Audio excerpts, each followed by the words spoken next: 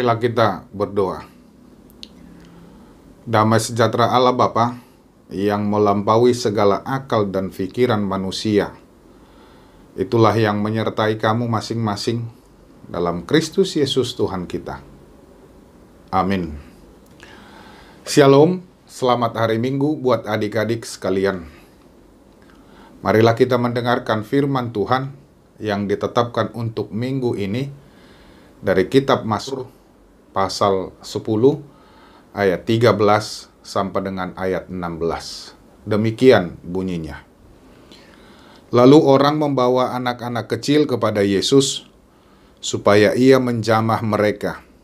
Akan tetapi murid-muridnya memarahi orang-orang itu. Ketika Yesus melihat hal itu, ia marah dan berkata kepada mereka, "Biarkan anak-anak itu datang kepadaku. Jangan menghalang-halangi mereka. Sebab orang-orang yang seperti itulah yang empunya kerajaan Allah. Aku berkata kepadamu, sesungguhnya, barang siapa tidak menyambut kerajaan Allah seperti seorang anak kecil, ia tidak akan masuk ke dalamnya." Lalu ia memeluk anak-anak itu, dan sambil meletakkan tangannya atas mereka, ia memberkati mereka. Demikian firman Tuhan. Adik-adik sekalian, dalam budaya ataupun kebiasaan Yahudi, anak-anak dianggap tidak berarti apa-apa.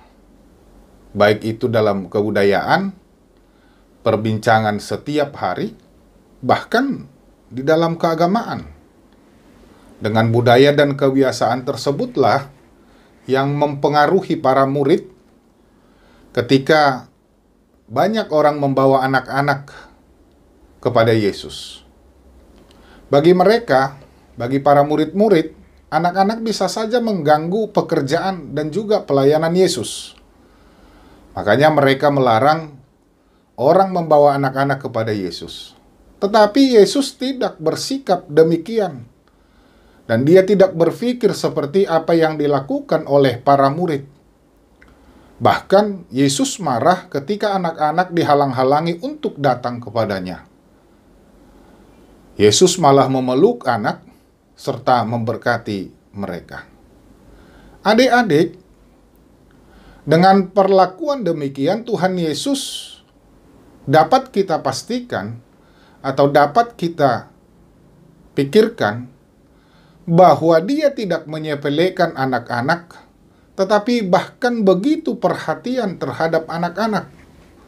Ia menghargai anak-anak. Dia merasa bahwa mereka adalah miliknya juga.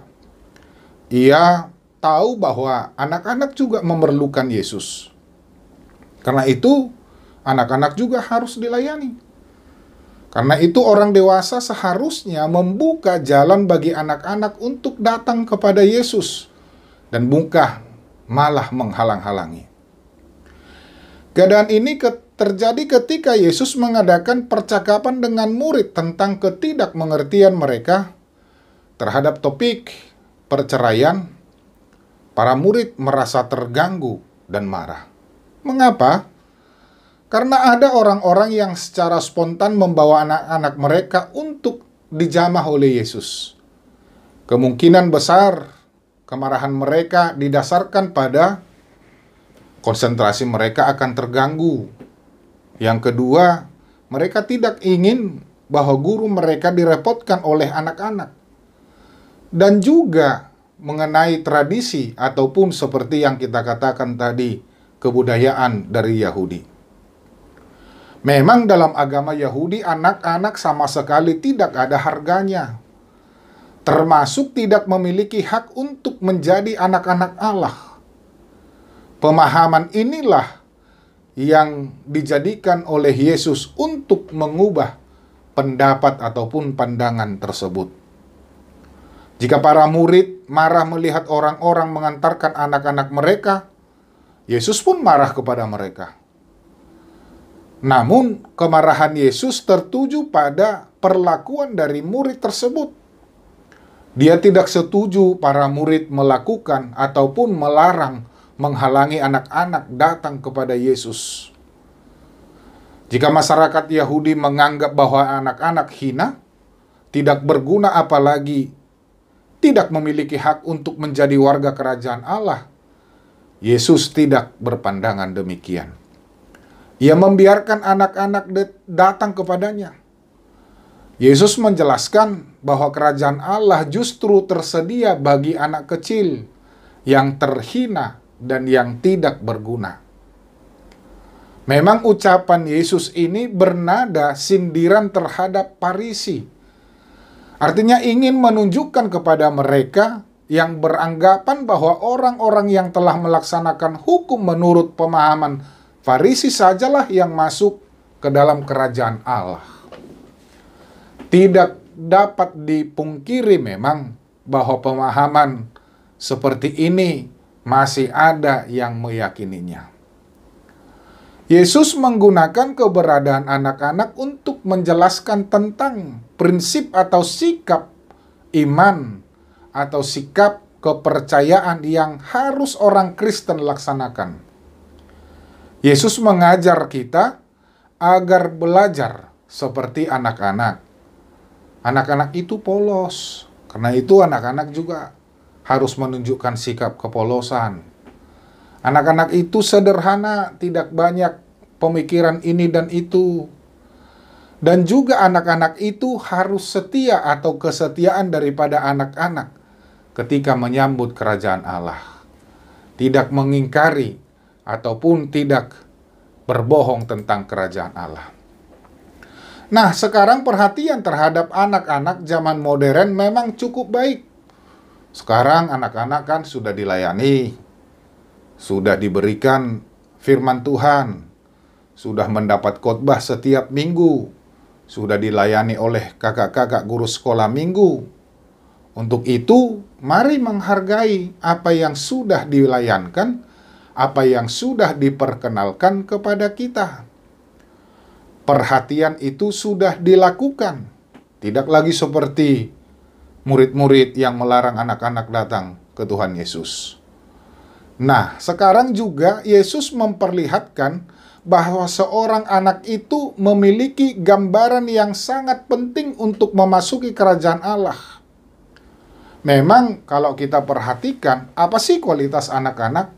Tentu sangat-sangat sulit untuk dijabarkan.